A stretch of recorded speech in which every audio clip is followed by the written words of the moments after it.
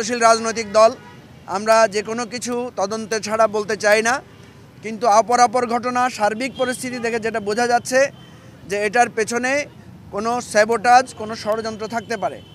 ইতিমধ্যে আমরা দেখেছি কয়েকজন উপদেষ্টা এটা বলেছেন যে তাদের মন্ত্রণালয়ে তারা অনেক বড় বড় দুর্নীতির কাগজপত্র পেয়েছিলেন, নথিপত্র পেয়েছিলেন। আশঙ্কা করছেন তারা যে সমস্ত দুর্নীতির কাগজপত্র গায়েব করে দেওয়ার জন্য বা নস্যাৎ করে দেওয়ার জন্য, ধূলিসাৎ করার জন্য এই ধরনের ঘটনা ঘটানো হয়েছে।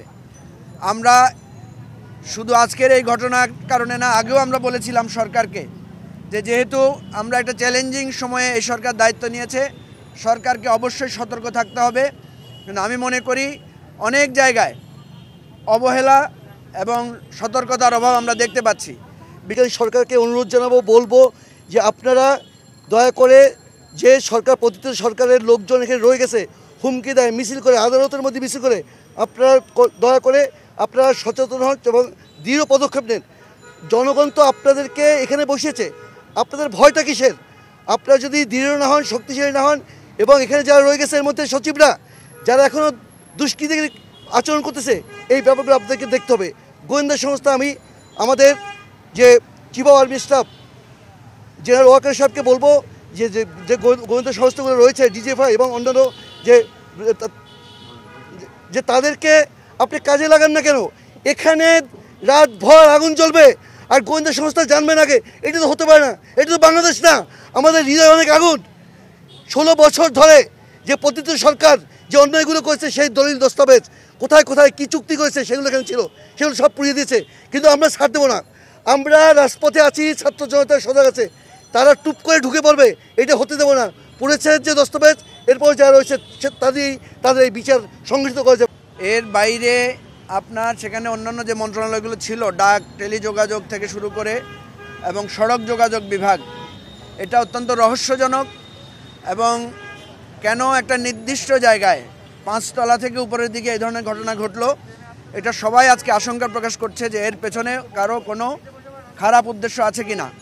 পক্ষ থেকে অতিরিক্ত সচিব জনাব খালেদ রহিমকে আহ্বায়ক করে একটা উচ্চ পর্যায়ের কমিটি করা হয়েছে।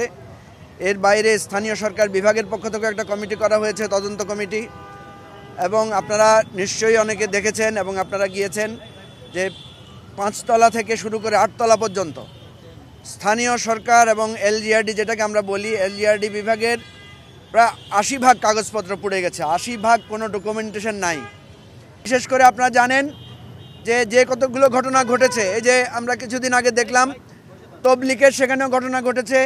কিছুদিন আগে এই জায়গাতেই কিন্তু আপনার আনসাররা এসেছিল এবং ছাত্ররা একদিন আমরা দেখেছি ইন্টারমিডিয়েটের ছাত্ররা সচিবালয়ের ভিতরে ঢুকে পড়েছে। এ দ্বারা দেখা যায় যে সরকারের নিয়ন্ত্রণ ব্যবস্থা এবং কলেজগুলো, 2টা কলেজের যে মারামারি হয়েছিল আপনারা দেখেছেন। আমরা এটার ব্যাপারেও বলেছিলাম যে কোনো গোয়েন্দা তথ্য সরকারের কাছে কেন থাকে না। এখানে গোয়েন্দা বিভাগগুলোর বিরাট বিপর্যয়, ব্যর্থতা রয়েছে। অনেকে আশঙ্কা করছেন যে এর পেছনে পূর্ববর্তী যারা বিভিন্নভাবে ক্ষমতায় আছেন, পূর্ববর্তী সরকারের লেসপেন্সার, তাদের হাত থাকতে পারে।